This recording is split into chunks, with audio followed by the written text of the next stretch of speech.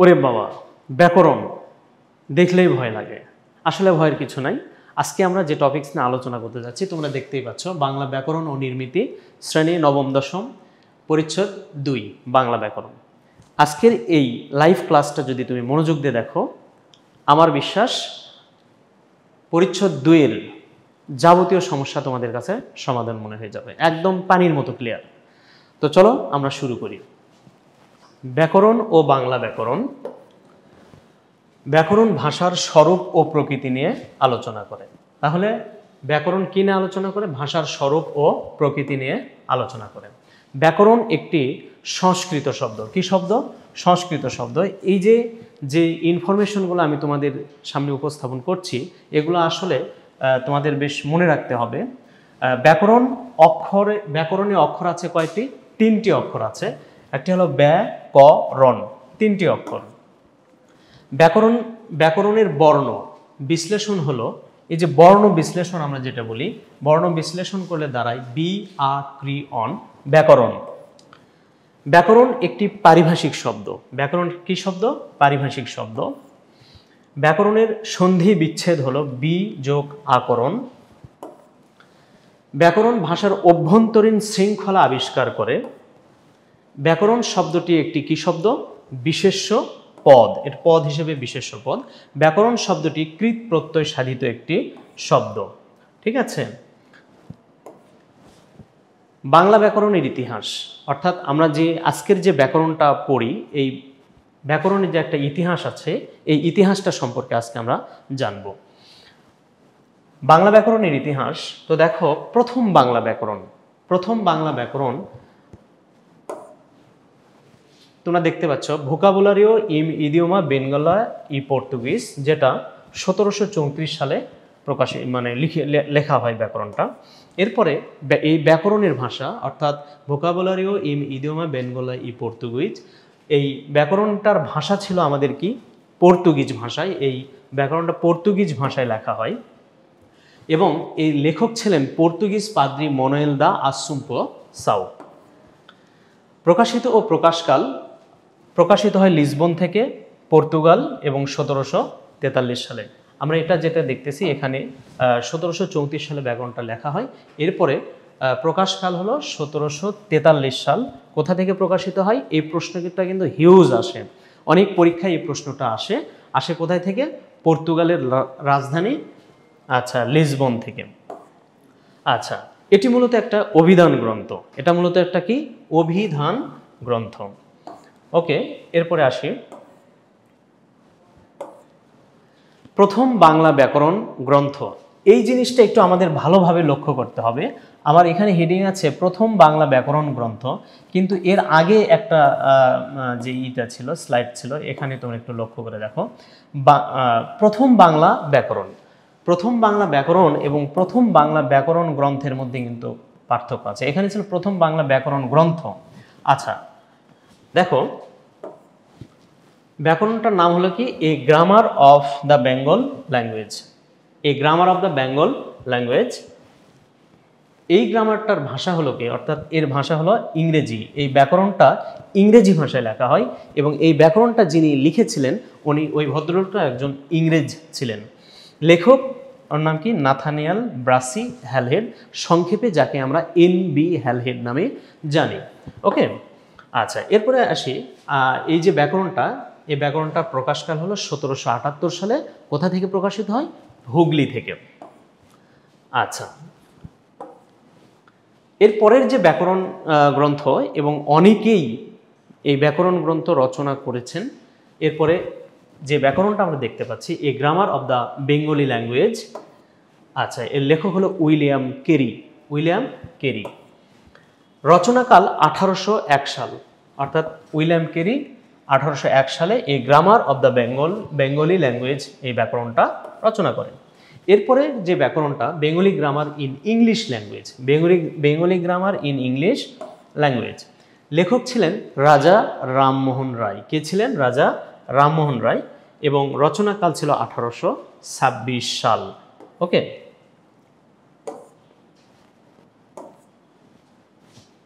এরপরে যে ব্যাকরণটা, Bengali grammar in English language, লেখক হলো রাজা রামমোহন রায়।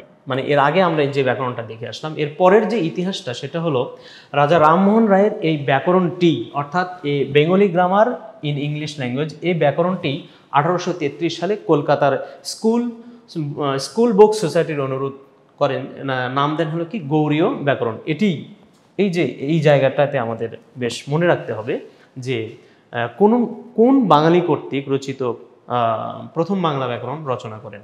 তাহলে এখানেই লেখা আছে, দেখো, এটি কোনো বাঙালি কর্তৃক রচিত প্রথম বাংলা ব্যাকরণ। তাহলে আমাদের কোশ্চেন থাকবে যে বাংলা ব্যাকরণ প্রথম কে রচনা করেন? উত্তর হবে আমাদের রাজা রামমোহন রায়, এবং প্রথম বাঙালি কর্তৃক, এটা মনে রাখতে হবে। আচ্ছা, ব্যাকরণের আলোচ্য বিষয়, আমরা যে ব্যাকরণটা পড়ি, এই ব্যাকরণ পুরা একটা সামগ্রিক বিষয়। এই ব্যাকরণের মধ্যে কি কি বিষয় নিয়ে আলোচনা করা হয়, এখন আমরা সেটা দেখব। দেখো, এই বিষয়গুলো খুব ভালোভাবে লক্ষ্য করতে হবে। ভাষা হলো বাক্যের সমষ্টি। আমরা যে কথাগুলো বলি, এই কথাগুলো সম্পূর্ণটা কি বাক্যের সমষ্টি। আমরা ছোট ছোট ছোট ছোট বাক্য দিয়ে একটা বিশাল একটা ভাষা সৃষ্টি করেছি। আচ্ছা, এরপরে বাক্য গঠিত হয় শব্দ দিয়ে। বাক্য কী দিয়ে গঠিত হয়? শব্দ দিয়ে। আমরা যদি একটু উদাহরণে যাই যে বাক্য গঠিত হয় কী দিয়ে? শব্দ দিয়ে। আমরা যদি এখানে লিখি বাংলাদেশ স্বাধীন দেশ, খুব ছোট এবং সংক্ষিপ্ত একটা বাক্য লিখলাম, যে বলেছে কি বাক্য গঠিত হয় শব্দ দিয়ে। এই যে দেখো, বাংলাদেশ স্বাধীন দেশ, বাক্যে প্রত্যেকটা পদই কি এক একটা শব্দ। তাহলে মনে রাখতে হবে যে শব্দ দিয়ে কি গঠিত হয়? বাক্য। শব্দ দিয়ে কি গঠিত হয়? বাক্য। ঠিক আছে? আচ্ছা, এর পরের অংশটুকু দেখো, শব্দ তৈরি হয় কি দিয়ে? ধ্বনি দিয়ে। শব্দ তৈরি হয় কি দিয়ে? ধ্বনি দিয়ে। আচ্ছা, ভাষার ক্ষুদ্রতম উপাদান হলো ধ্বনি। এখানে একটা বিষয় আমাদের খুব ভালোভাবে মনে রাখতে হবে যে দেখো কত সুন্দর মিল আছে এখানে। ধ্বনি, এটা কি ধ্বনি? ধ্বনি থেকে কি তৈরি হয়? শব্দ। ধ্বনি থেকে কি তৈরি হয়? শব্দ। আবার শব্দের সমন্বয়ে কি গঠিত হয়? বাক্য। আবার এই বাক্যের সমষ্টিটা কি? ভাষা। অর্থাৎ আমাদের ধ্বনি থেকে আমরা কি তৈরি করি? ধ্বনি দিয়ে একটা শব্দ তৈরি হবে, শব্দ দিয়ে কয়েকটি শব্দ পাশাপাশি বসে একটা বাক্য তৈরি করবে, এবং এই বাক্যের সমষ্টি হলো কি আমরা আমাদের মানে যে ভাষায় আমরা কথা বলি, আমাদের যে ভাষাটা, এটা। ওকে, ব্যাকরণের আলোচ্য বিষয় চারটি। কয়টি আলোচ্য বিষয়? চারটি। একটা হলো ধ্বনি, শব্দ, বাক্য, অর্থ। ধ্বনি, শব্দ, বাক্য, অর্থ। আচ্ছা, দেখো ধ্বনিতত্ত্বের মধ্যে কি কি নিয়ে আলোচনা করা হয়? ধ্বনিতত্ত্বে কোন কোন বিষয়গুলো আলোচনা করা হয়? ধ্বনিতত্ত্বের আলোচ্য বিষয় ধ্বনি। ধ্বনিতত্ত্বের আলোচ্য বিষয় কি? ধ্বনি। আচ্ছা, আমাদের মাথায় রাখতে হবে ধ্বনিতত্ত্বের আলোচ্য বিষয় কি? ধ্বনি। ধ্বনিতত্ত্বের আলোচ্য বিষয় ধ্বনি। ঠিক আছে? আচ্ছা, ধ্বনি ও বর্ণ সংক্রান্ত, এটা মনে রাখতে হবে, ধ্বনি ও বর্ণ সংক্রান্ত যত আলোচনা আছে তার সবই ধ্বনিতত্ত্বের আলোচ্য বিষয়।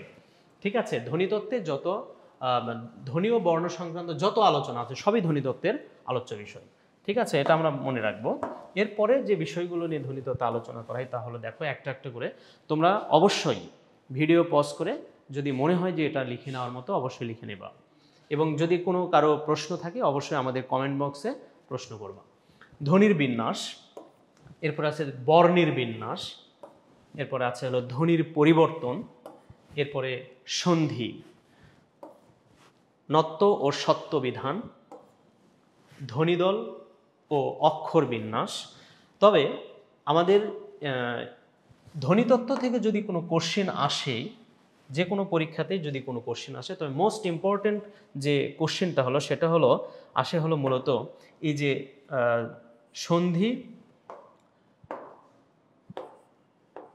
সন্ধি এবং নত্ব সত্য বিধান।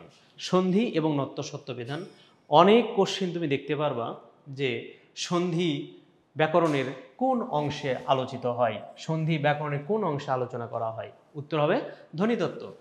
নত্য সত্য বিধান ব্যাকরণের কোন অংশে আলোচনা করা হয়, উত্তর হবে আমাদের ধ্বনিতত্ত্বে।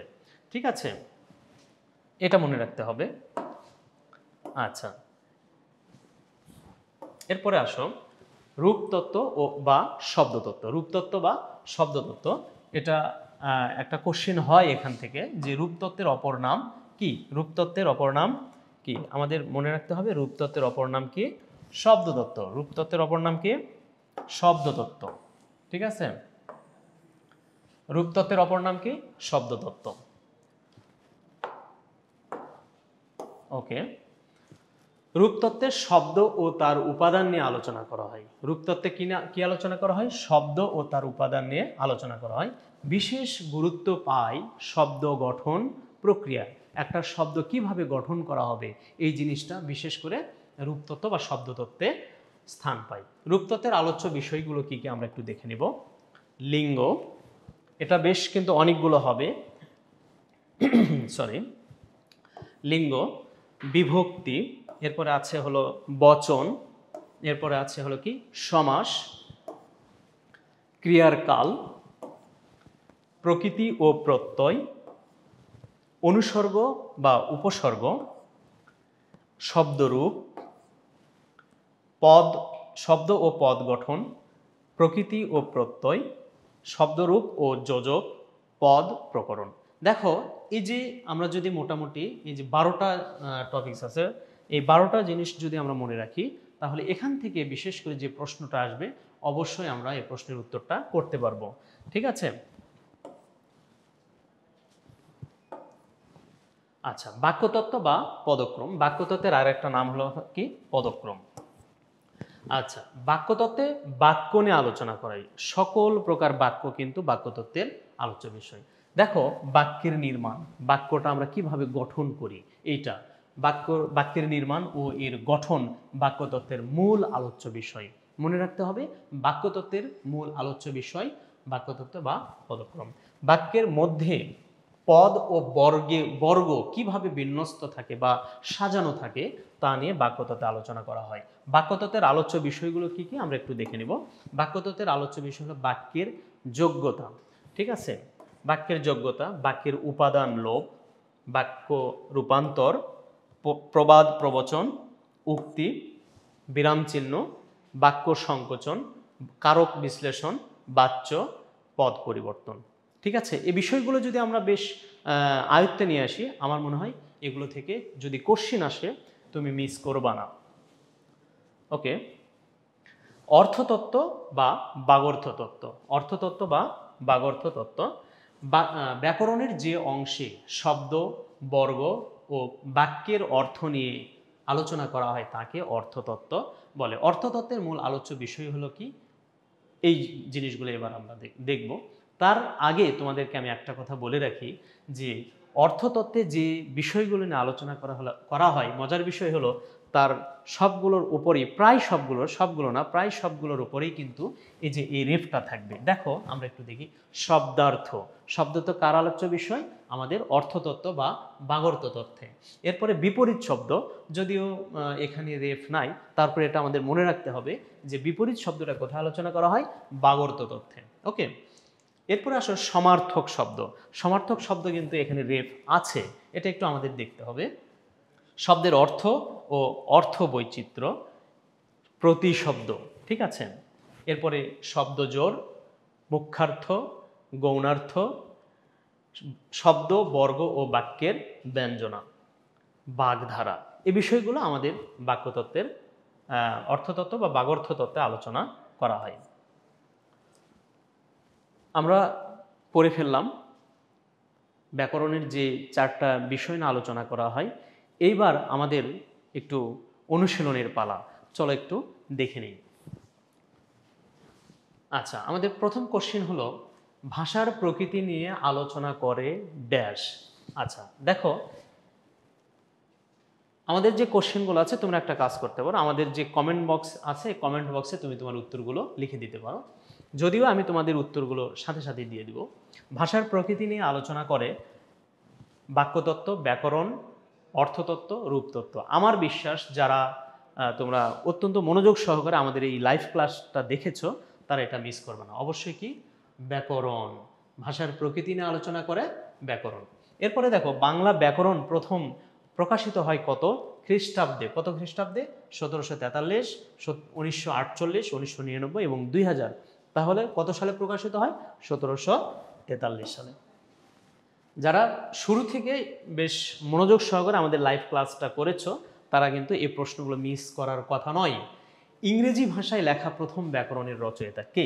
মজার বিষয় হলো আমি বলেছিলাম যে এই ব্যাকরণটা রচয়িতা একজন ইংরেজ, উইলিয়াম কেরি, রামমোহন রায়, হরপ্রসাদ শাস্ত্রী এবং নাথানিয়াল ব্রাসি হ্যালহেড। উত্তর হলো আমাদের নাথানিয়াল ব্রাসি হ্যালহেড। আচ্ছা, গৌড়ীয় ব্যাকরণ এর রচয়িতাকে?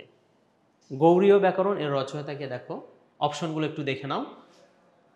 William Carey, Rammohan Roy, Haraprasad Shastri, sorry এটা হলো শাস্ত্রী হবে, স্বামী না, Haraprasad Shastri, Nathaniel Brassey Halhed. দেখো তুমি যদি শুরু থেকে মনোযোগ দিয়ে আমাদের ক্লাসটা করে থাকো তাহলে উত্তরটা অবশ্যই পেয়ে যাবা। গৌড়ীয় ব্যাকরণ রচনা করেন কে? রাজা রামমোহন রায়। ওকে, আচ্ছা এরপরে দেখো ভাষার ক্ষুদ্রতম উপাদান। ভাষার ক্ষুদ্রতম উপাদান অক্ষর, শব্দ, বাক্য, ধ্বনি। উত্তর হলো কি ধ্বনি। আচ্ছা, বাকযন্ত্র ব্যাকরণের কোন অংশে আলোচনা করা হয়? বাকযন্ত্র ব্যাকরণের কোন অংশে আলোচনা করা হয়? ধ্বনিতত্ত্ব, রূপতত্ত্ব, অর্থতত্ত্ব, বাগর্থ তত্ত্ব। উত্তর হবে কি ধ্বনিতত্ত্বে। ঠিক আছে, এরপরে দেখো আমাদের শব্দের অর্থ ও অর্থ বৈচিত্র্য। এইটা কিন্তু আমি একটা ট্রিক্স তোমাদের বলে দিয়েছি যে এটা সাধারণত উপরে কি থাকবে? রেফ থাকবে। তাহলে কি দেখা যাক, শব্দের অর্থ ও অর্থ বৈচিত্র্য নিয়ে আলোচনা করে ধ্বনিতত্ত্ব, রূপতত্ত্ব, অর্থতত্ত্ব, বাক্যতত্ত্ব। কার উপরে রেপ আছে দেখো তো? অর্থতত্ত্বের উপরে রেপ আছে। ঠিক আছে, আচ্ছা এরপরে দেখো নিচের কোনটি রূপতত্ত্বের আলোচ্য বিষয়? রূপতত্ত্ব বা শব্দতত্ত্ব? রূপতত্ত্ব বা কি শব্দতত্ত্ব? উত্তর হবে কি আমাদের উপসর্গ। ঠিক আছে, আচ্ছা এরপর দেখো বাচ্য ও উক্তি ব্যাকরণের কোন শাখায় আলোচিত হয়? বাচ্য ও উক্তি ব্যাকরণের কোন শাখায় আলোচিত হয়? ধ্বনিতত্ত্ব, রূপতত্ত্ব, অর্থতত্ত্ব, বাক্যতত্ত্ব। উত্তর হবে আমাদের কি বাক্যতত্ত্ব। এরপরে যোজক আলোচনা করা হয় কোথায়? হ্যাঁ, ধ্বনিতত্ত্ব, রূপতত্ত্বে, অর্থতত্ত্ব, বাক্যতত্ত্ব। উত্তর হবে কি রূপতত্ত্বে। তো সাথে থাকার জন্য সবাইকে ধন্যবাদ। আমাদের আজকের ক্লাসটা এখানেই শেষ হয়ে গেল। সবাইকে আমন্ত্রণ দিলাম আমাদের পরবর্তী ক্লাস দেখার জন্য। ধন্যবাদ সবাইকে। আল্লাহ হাফিজ।